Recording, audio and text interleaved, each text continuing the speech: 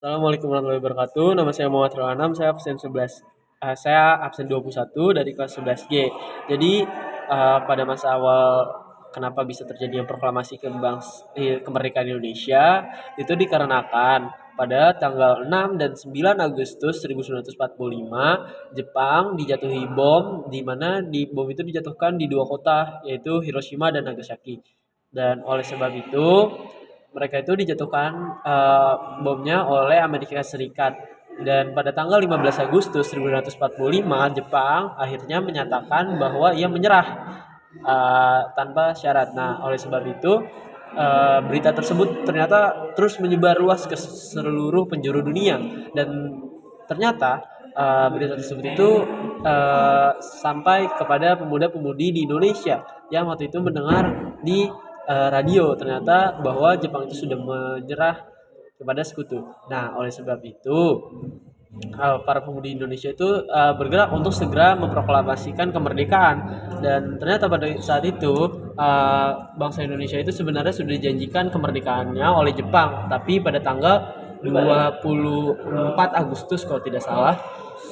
Dan oleh sebab itu pula Jepang, bangsa muda itu mulai melakukan diskusi dengan golongan tua, yaitu terutama Soekarno dan Hatta. Nah, oleh sebab itu setelah berdiskusi ternyata golongan tua itu menolak karena ia setuju dengan masih mempercayai Jepang bahwa ia akan mengasih kemerdekaannya pada Indonesia. Dan oleh sebab itu pula para pemudi-pemudi Indonesia ini akhirnya melakukan penculikan, yaitu bangsa tua ini, Soekarno dan Hatta, diculik ke Rangs Dengklok. Dan oleh sebab itu pula pada tanggal 16 Agustus mereka diculik pada malam itu, dan tujuan dari penculikan itu adalah untuk segera memproklamasikan kemerdekaan secepat-cepatnya.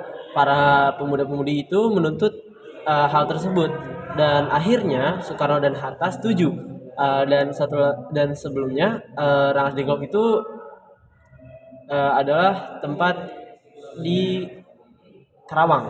Nah, oleh sebab itu pula setelah mereka diculik dan golongan tua setuju untuk memproklamasikan kemerdekaan, akhirnya mereka pun bergegas pergi ke rumah Laksamana Maida, yang dimana di rumah tersebut itu mereka menulis naskah proklamasi. Dan pada saat itu pula yang mengetik yaitu adalah Sayuti Melik. Nah, setelah diketik dan sudah oke bahasanya, lalu pada besok paginya mereka memproklamasikan kemerdekaan di Jalan Pegangsaan Timur nomor 56 pada jam 10 pagi. Itu dibacakan oleh Soekarno dan didampingi oleh Hatta. Dan setelah pembacaan proklamasi itu setelah sudah dibacakan, si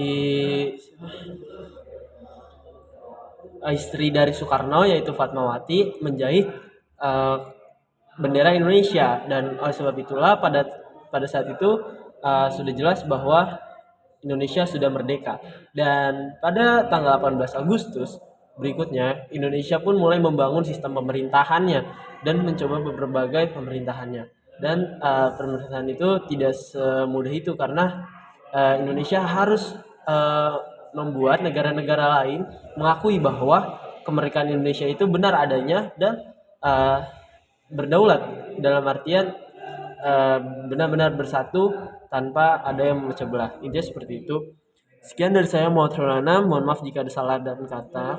Dan untuk Ibu EP, saya meminta maaf jika ada keterlambatan waktu karena HP saya terkendala, Bu, dan sekarang ini saya menggunakan HP teman saya yang baru bisa saya pinjam. Mohon maaf, Ibu, dan saya berusaha upload secepat-cepatnya. Terima kasih.